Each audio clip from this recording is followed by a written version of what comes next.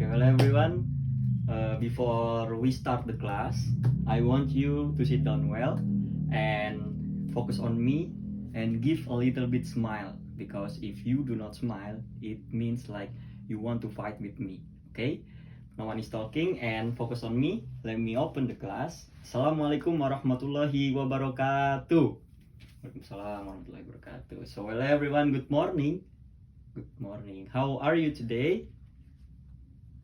I'm fine, thank you. So, I want to ask you, in the previous lesson, what we learned about. Okay? Yes, that's good. We learned about clock. So, let's review about the previous lesson. How do you say setengah sembilan in English? Okay, Ahmad, that's good. It is 8:30. One more question.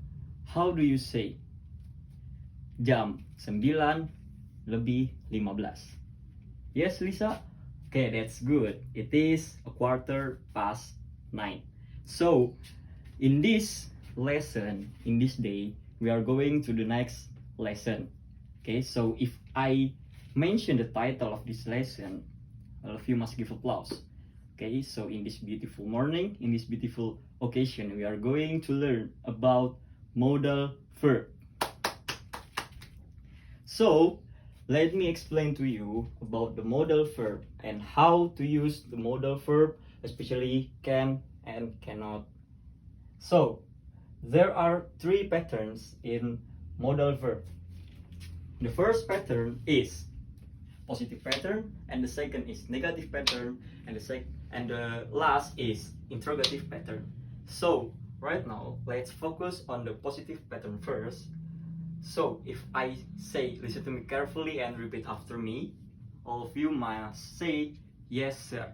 Okay, it means that you repeat after what I say. So listen to me carefully and repeat after me. Yes sir. Okay, subject, okay, plus, can, plus verb 1, plus object.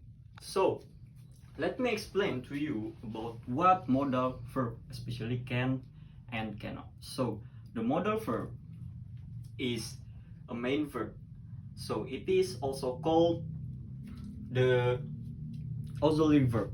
So in modal verb, we use the main verb, it is verb 1. So in every pattern in modal verb, especially in can and cannot, we use verb 1 in positive pattern, negative, and also interrogative pattern. So for the first positive pattern, there is a subject, and this one is the example for the sentence. The subject is I, and next the auxiliary can, and the verb is verb 1. Of course, see is the verb 1 and the object is the car. So now repeat after me. I can see the car. Okay, so who knows the meaning of this sentence? Siapa yang tahu arti dari kalimat ini? Oke, bagus Bambang. Apa? I itu saya. Can bisa. See melihat mobil itu. Okay, so for the negative pattern, we go to the next pattern. It is negative pattern. In negative pattern, there is a subject plus can plus not plus verb 1 and plus object.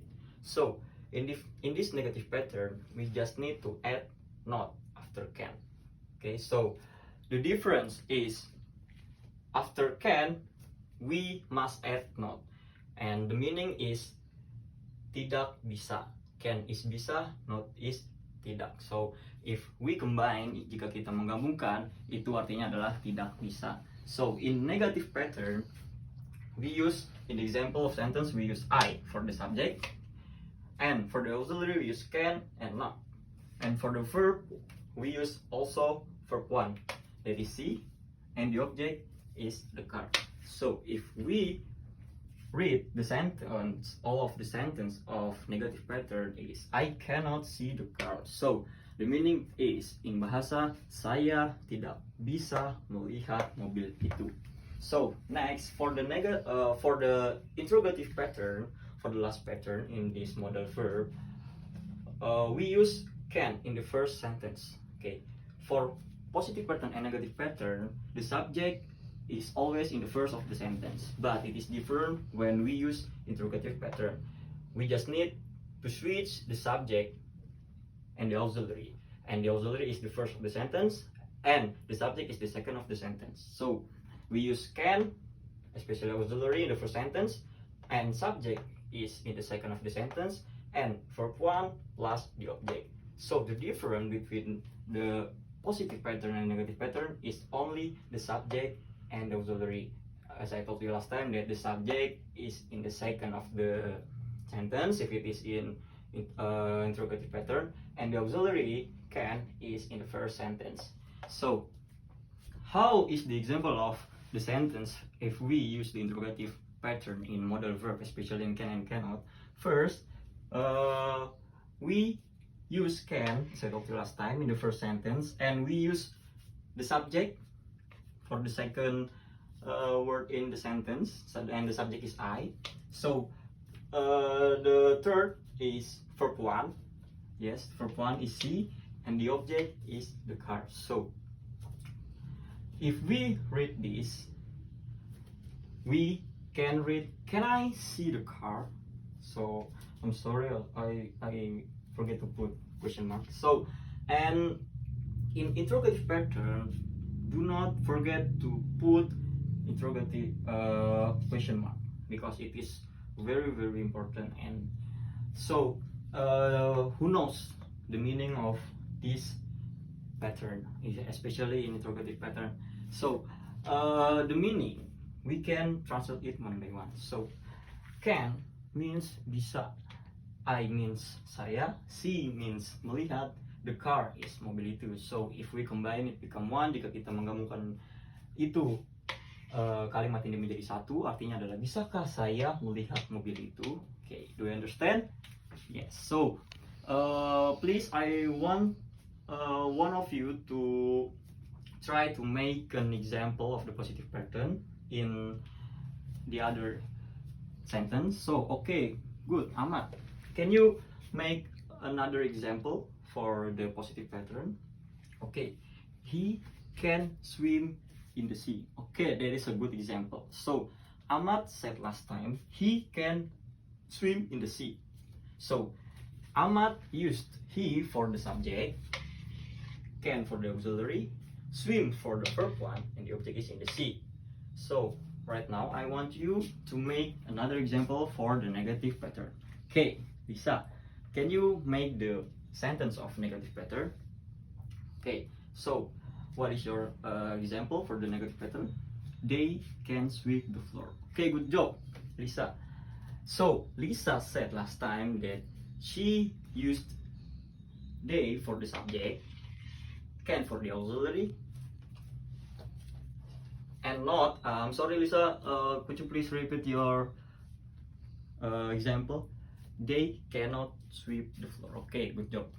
So they for the subject, can for the auxiliary, and not for the cannot for the auxiliary, and verb 1 is sweep, the object is the floor. So they cannot sweep the floor, it means mereka tidak bisa menyapu lantai itu. So for the last pattern, I want one of you to try to make another example for the interrogative pattern. So okay, Bambang. So Bambang, could you please make another example for the interrogative pattern? Okay, good job. It's a good example. What is your sentence? Can he drive the car? Okay, that's a good example. So yes, Bambang said last time, can he drive the car? So it is a good example. Can is in the first sentence, subject that Bambang said last time is he, and the verb 1 is drive, the object is car. So those are the examples and how to use modal verb, especially can and cannot in English. So after this, I want you guys to create and write a dialogue, and the topic is the planning of your holiday. So make sure that your dialogue contain of can and cannot. So after you make and write a dialogue, you can collect to me, and after that you can memorize the dialogue and you can present in front of your classmates. So time is yours. Okay, are you done? So please collect to the paper to me. Okay, thank you. So please, Bambang and Lisa, time is yours to present your dialogue. Okay, thank you. That is a good performance from them. Give applause. And so I have a longer passage, a longer paragraph of passage that you must read it. So you have to read, and your job is to find how many sentences that contain of can and cannot in this passage.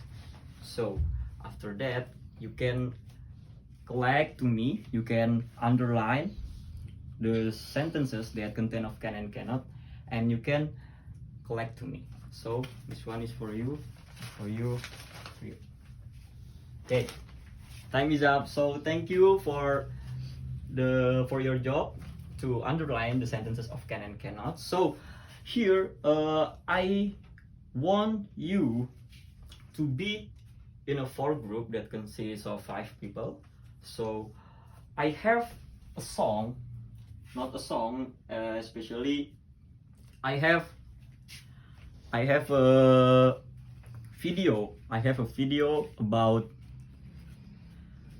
the story that contain of can and cannot. So all of you must listen it carefully, and please write it down, the sentences that contain of can and cannot. So this one is the audio, so please listen it carefully.